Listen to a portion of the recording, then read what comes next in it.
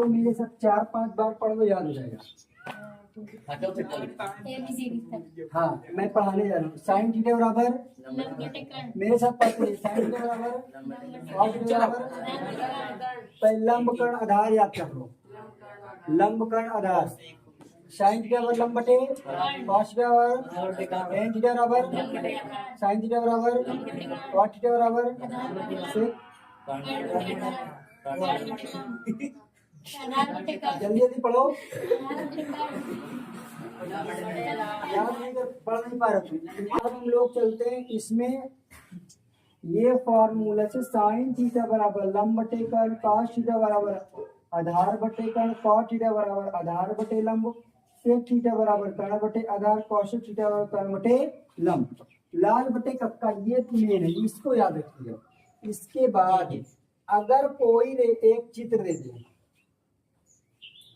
कोई एक चित्र दे दे, चित्र कैसा हो, अगर कह दे एक 90 अंश का, हमेशा त्रिकोणमिति में तुम्हारा जितने भी कोण होंगे वो 90 डिग्री के मिलेंगे, उससे ज्यादा ना कम मिलेंगे।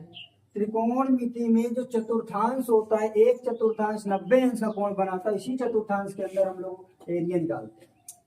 ठीक है, तो ये कितने अंश हो गए, 90 अंश का। अगर इस 90 अंश में इसी मान दे दे P और इसको दे दे Q और इसको दे दे R और कह दे कि बताइए ये 3 है और ये कितना है 4, तो कर्ण बराबर निकालना है। क्या निकालना है, कर्ण के बराबर।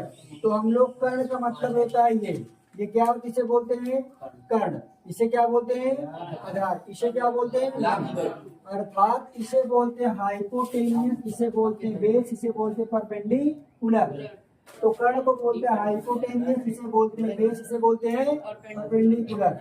तो कर्ण का स्क्वायर बराबर क्या फार्मूला होता है, तो हम लोगों ने लिखा कर्ण का स्क्वायर लंब का स्क्वायर प्लस आधार का स्क्वायर।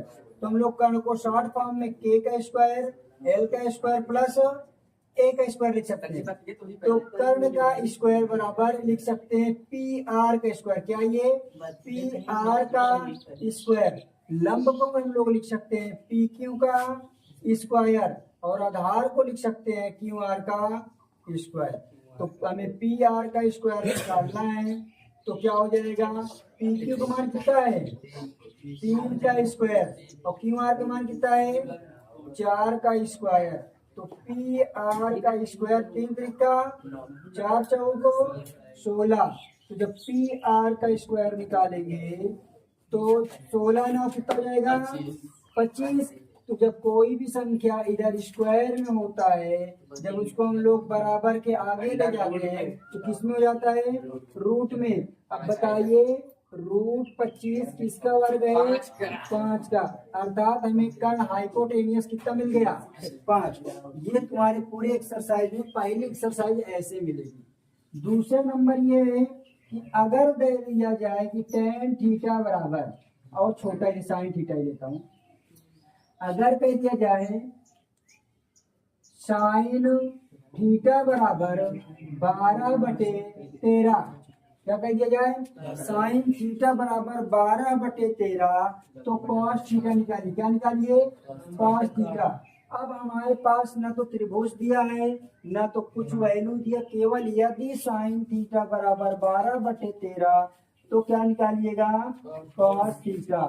अब हमें गिवन वैल्यू, हम इस क्वेश्चन को करने के लिए सबसे पहले ये देखेंगे, हमारे पास ये आइडिया होना चाहिए कि साइन थीटा बराबर फॉर्मूला होता क्या है, लंब बटे कर्ण।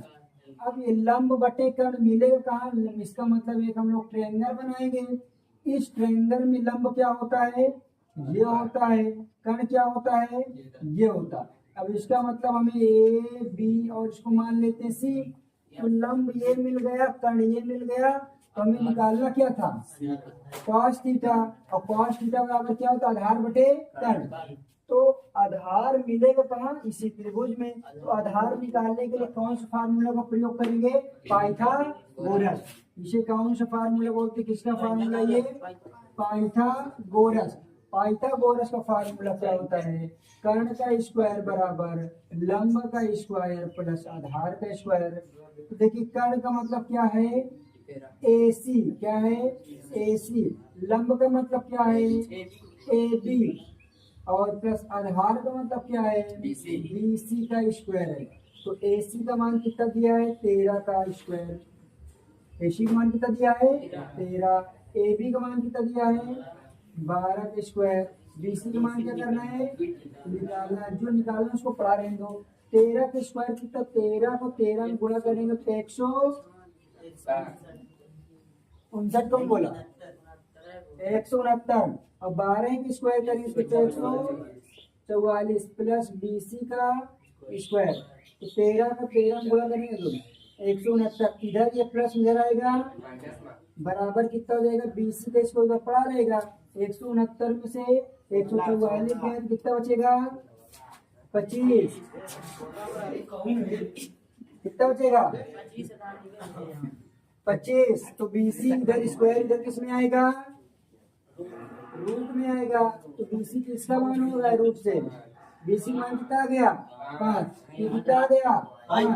तो आधार का मान कितना आया, 5। और कर्ण का मान कितना है, 13। हमें यही निकालना था। ये होगा तुम्हारे एक्सरसाइज के स्टार्टिंग। एक्सरसाइज खोल लिए, इस वैल्यू से इस वैल्यू तक में इसका फाइंड करना है, ठीक है।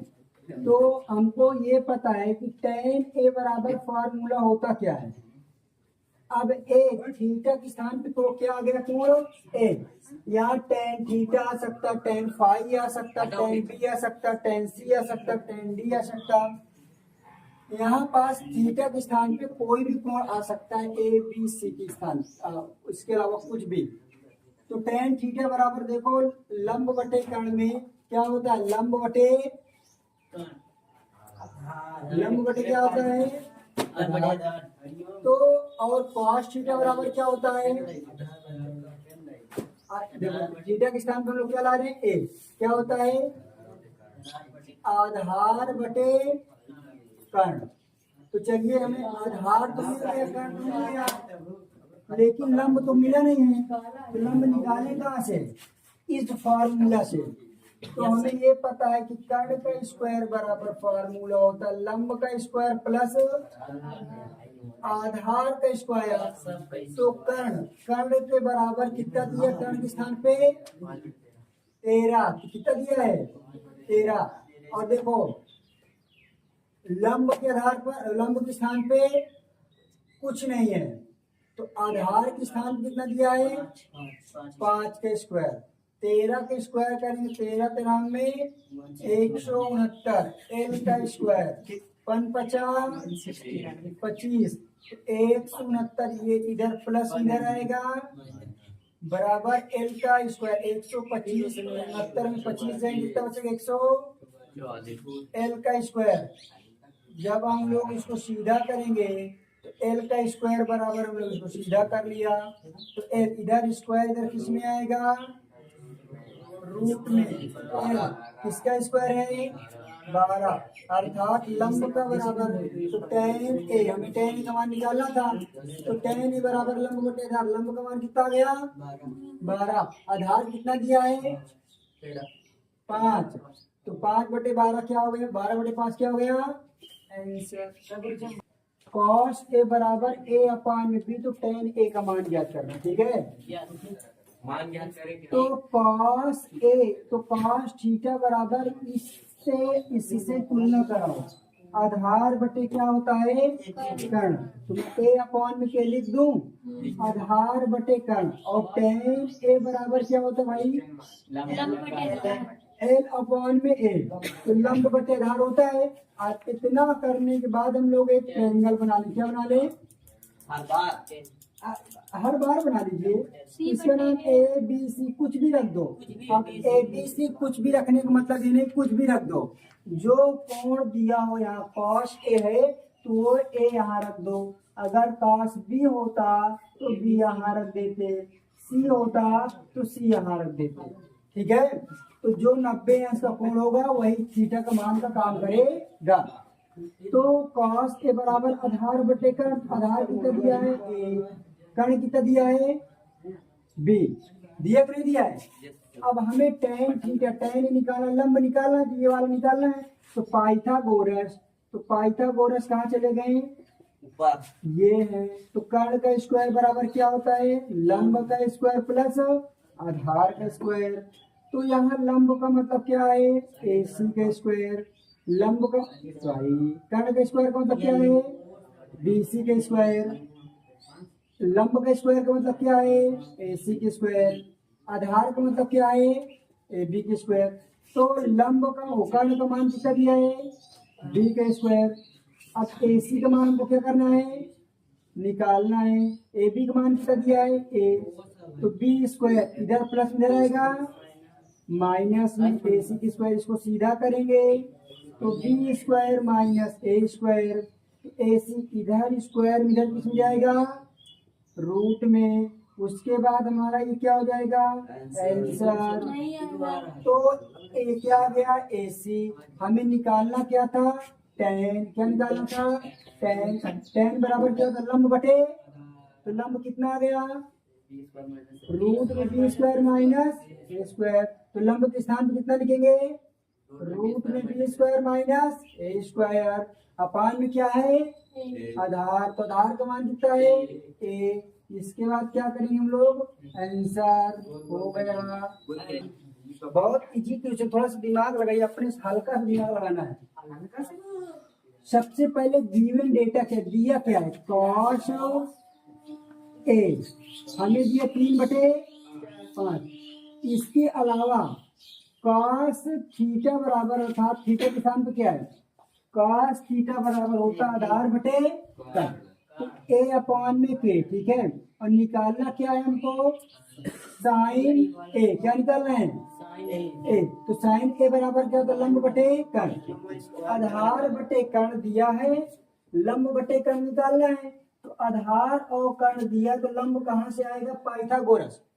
अब यहाँ स्क्वायर है तो हम लोग पूरी वैल्यू निकाल के लास्ट में स्क्वायर कर देंगे, ठीक है। तो आधार और कर्ण दिया है, आधार कर्ण देखिए कॉस थीटा बराबर आधार बटे कर्ण है। कॉस थीटा बराबर आधार बटे कर्ण होता है। तो अब ये हम लोग लंब कहाँ से निकलेगा? हमको पता है कि पाइथागोरस थ्योरम क्या कहता है कि कर्ण का स्क्वायर बराबर होता है लंब का स्क्वायर प्लस आधार का स्क्वायर होता है। तो अगर हम लोग एक ट्रायंगल बना ले, क्या बना ले? त्रिभुज। ये कितने अंश का होगा? 90। ये क्या होगा? A। ये क्या होगा? B। ये क्या होगा? C। आधार कितना दिया है? आधार 3। कर्ण कितना दिया है? 5। लंब निकालना है। हाथ से बंद हो जाएगी तुम्हारी, समझ लो ना, दोबारा कहना पड़ेगा।